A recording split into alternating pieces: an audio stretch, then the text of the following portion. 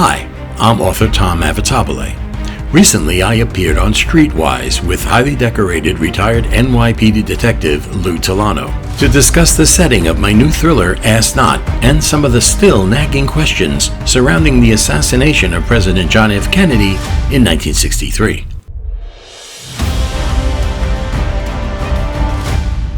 The shiny object, Yes, right? And that seems to stand out. The Right. shiny object that was located in the back seat of the limo. Right. Yes. Well, you're talking about a new revelation that's been all over the place by a Secret Service agent, Paul Landis, who up till now was silent about all this. Right.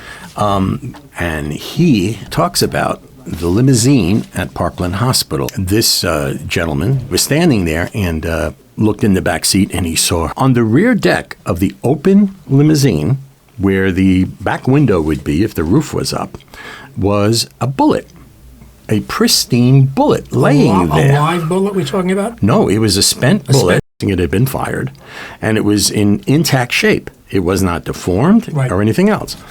He says he didn't want that bullet to disappear, so he put it in his pocket. Right. And when he was in Trauma 1, the emergency room, he says he took that bullet and put it on the stretcher with Kennedy so that investigators would have it. Sure. That's his story. Now, what are the ramifications of that? 60 years later, coming out and saying that,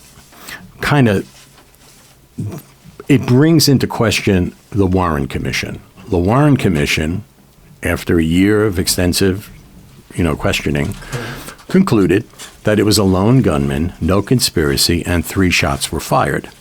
Well, the 3 shots fired is part of the basis of a lot of these conspiracy theories, and it led to something called the magic bullet. Commission Exhibit 399 for all you freaks out there. The Warren Commission called it the single bullet theory. Doubters call it the magic bullet. Right. And that's because this one bullet is credited with having made 7 human wounds, going through the president, out of the president, into the governor of Texas, out of the governor of Texas, into his wrist, out of his wrist, landing in his thigh. 7 wounds from one bullet.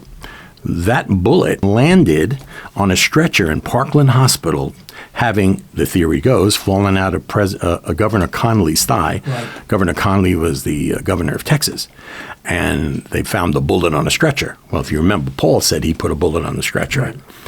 If that's the same bullet that Paul put there that they found, that's Commission Exhibit 399, then that bullet never entered the limousine because it was found on the back of the limousine. Right. So it never went through anybody. So how did all the 7 wounds happen? That's the monkey wrench that Paul throws into the assassination theories. It's natural that a bullet that would have hit the president would have hit Connolly from the rear, okay? And that was the whole reason for the Warren Commission. But of course, what this Secret Service agent has just revealed is that maybe that bullet never got into the car. But the impact of this is it totally turns on its ear the whole Warren Commission finding, if true, and if true is what everything's about Kennedy. Now, my book is a thriller.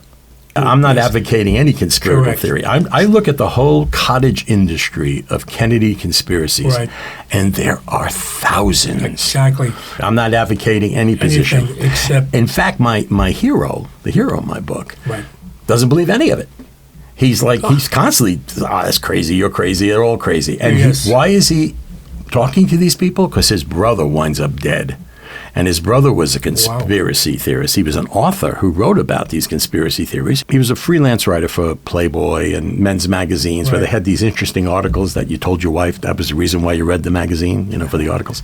Yes. Anyway, so he went down to Texas to make a deal on this artifact from the Kennedy assassination, and then everything hits the fan. And my hero is his brother. And he finds out his brother is being accused of murder now and all this other stuff. So he sets out, because it's a thriller, the guy who denies all of these crazy conspiracy theories and who goes through the book kind of agnostic and looks at all this and thinks they're all crazy. Right. It was 3 bullets. It was the Warren Commission said, and that's it. He's in the middle of one of the biggest conspiracy theories ever, and he doesn't know it. So that's the thriller aspect of my book.